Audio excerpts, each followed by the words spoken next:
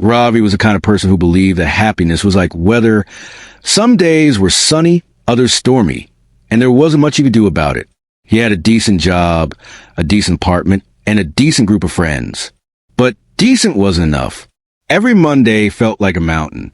Every traffic jam, a personal attack. Every small failure, a reason to feel miserable. One rainy Thursday evening, he met an old man in the most unexpected place, a broken-down elevator. The power had gone out as Ravi was rushing home.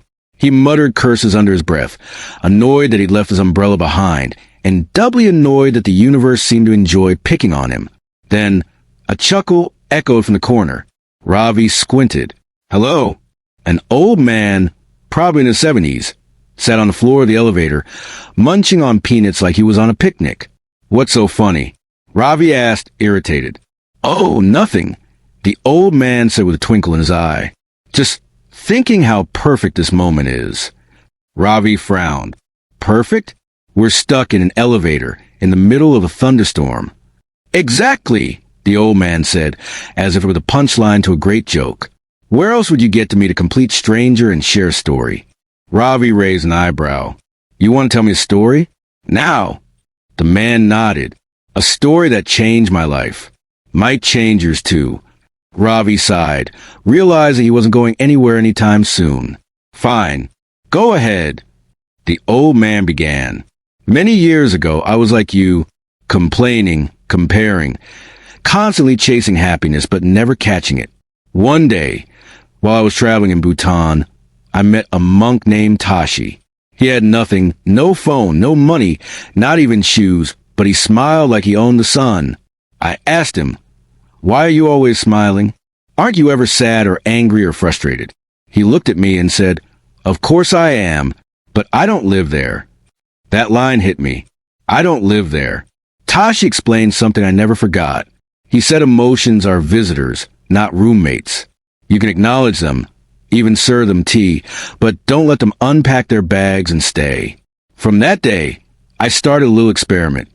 I decided to be happy on purpose, not waiting for good things to happen, just choosing it like picking an outfit. And guess what? It worked. The elevator gave a small jerk. The lights flickered. Ravi checked his phone, still no signal. So, you just chose to be happy no matter what. Exactly. I call it the happiness habit. That sounds fake, Ravi said. You can't just smile through heartbreak or job loss. The old man smiled. Happiness doesn't mean denying pain. It means refusing to hand your joy over to circumstances. Think of it like an inner thermostat. You don't wait for the world to get warmer. You set the temperature yourself. Ravi sat down. For some reason, he didn't feel like standing anymore. The old man continued. Let me tell you how I practiced it. 3 simple steps. First, gratitude. Every morning, I wrote down 3 things I was thankful for, even if it was just the taste of hot tea or a cool breeze. Slowly, my brain started to scan for joy instead of problems. Second, perspective. If something bad happened, I asked, will this matter in 5 years? Most times the answer was no. So why waste 5 minutes? Third, giving. Happiness grows when you share it. I started complimenting strangers, leaving kind notes, calling old friends. And what came back was tenfold. Ravi chuckled. Sounds like something out of a self-help book. The old man laughed too. Maybe, but here's the thing.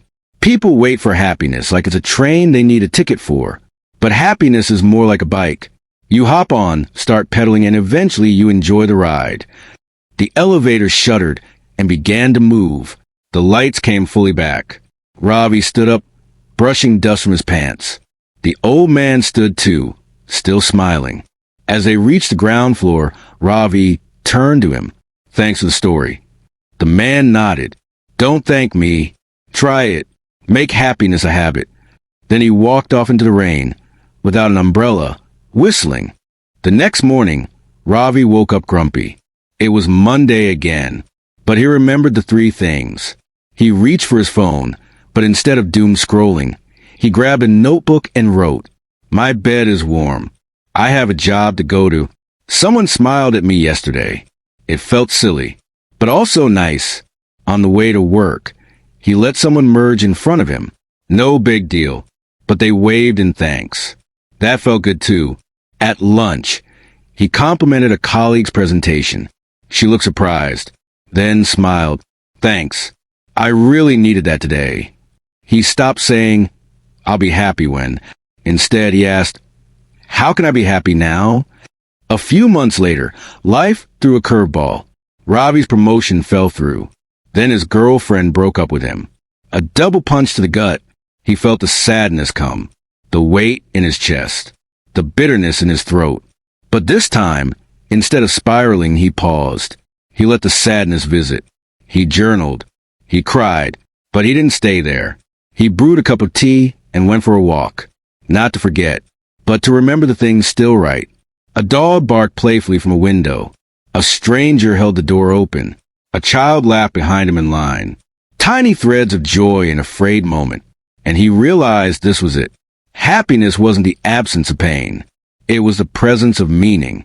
It was a choice, over and over again, like a muscle you build, a habit you practice. A year later, Ravi found himself stuck in an elevator again. A power cut, a thunderstorm. He wasn't alone this time. A teenage girl in a school uniform stood beside him, frustrated, furiously tapping her phone. He chuckled. She looked up. What's so funny? He sat down, pulling a small packet of peanuts from his bag. Nothing. Just thinking how perfect this moment is. She raised an eyebrow, and Ravi smiled. Want to hear a story?